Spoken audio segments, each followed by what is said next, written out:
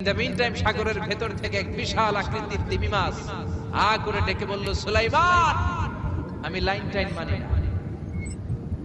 কি মানি না?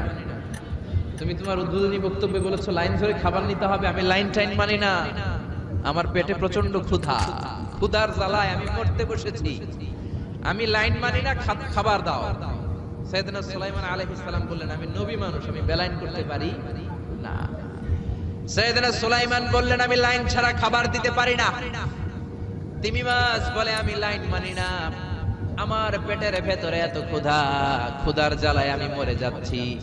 তোমার এই মেহমানখানায় এসে খাবারের অভাবে আমি যদি তিমি মাছ মারা যাই, কিয়ামতের দিন আল্লাহ তোমারে ছাড়বে না রে সুলাইমান। সুলাইমান আলাইহিস সালাম পড়ে গেছে বিপদে। হায় হায়, আসলে এটা যদি মরে যায় তাহলে তো সমস্যা, এটা ব্যাড রেকর্ড হয়ে যাবে, ঠিক কি না? তো উনিও লাইন মেইনটেইন করতে বলতেছেন, তিমি মাছও লাইন মানবে না, বেলাইন। কিছু লোক আছে এরকম, পুলিশ দাঁড়ায় আছে, র‍্যাব দাঁড়ায় আছে, ওর মধ্যে বেলাইন করে না, আছে না নাই? তিমি মাছ বলে, আমি লাইন টাইন মানি না। তো সুলাইমান আলাইহিস সালাম বললেন, ঠিক আছে, সবার জন্য লাইন, শুধু এইটার জন্য বেলাইন। উনি ঘোষণা দিলেন, যাও এটারে খাবার দাও। তো তিমি মাছ বলল, সুলাইমান, আমি এই যে আমার মুখটাকে, বিশাল মুখটাকে হা করে রেখেছি, আমার মুখের ভেতরে জিনদেরকে বলো খাবার ঢুকায় দিতে, যতক্ষণ না আমার পেট ভরবে আমি হা করে থাকবো। চিল্লায় কোন আল্লাহু আকবার। সাইয়েদনা সুলাইমান আলাইহিস সালাম ভাবলেন, বিশাল একটা আস্ত গরুর রোস্ট যদি ঢুকায় দেই তাহলেই তো শেষ, কেল্লা ফতে, ঠিক কি না?